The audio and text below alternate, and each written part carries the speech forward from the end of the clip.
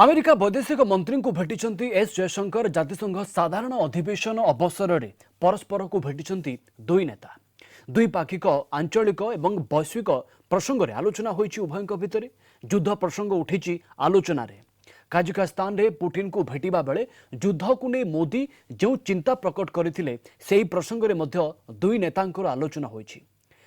यह युद्धर जुग नुहे बोली मोदी कही जयशंकर कहते कहार स्वार्थ साधन करूना युद्ध आलोचना माध्यम युद्धर अंत हेबा जरूरी।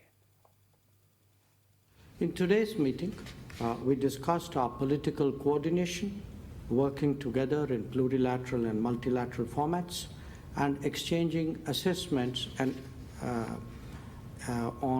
collaborating on important regional issues and global challenges.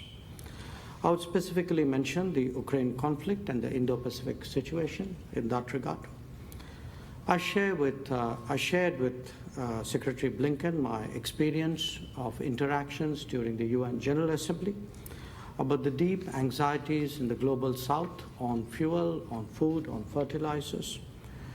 The increasing salience of green growth, digital development, and affordable health is today very, very evident. We must not let current developments jeopardize Agenda 2030 on SDGs or to deflect us from climate action and climate justice commitments. In the Security Council, where as we were together, he underscored the message that Prime Minister Modi delivered recently in Uzbekistan that, and I quote, today's era is not of war.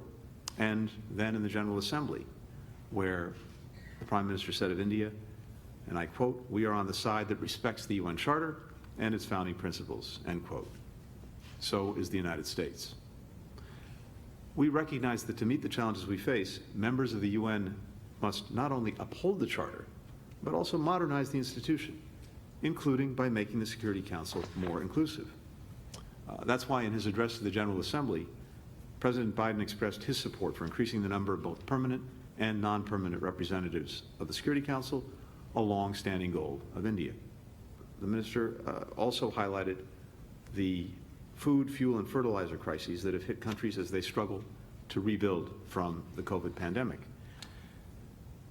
And indeed, if you look at how our week last week at the United Nations, it was focusing on these very challenges.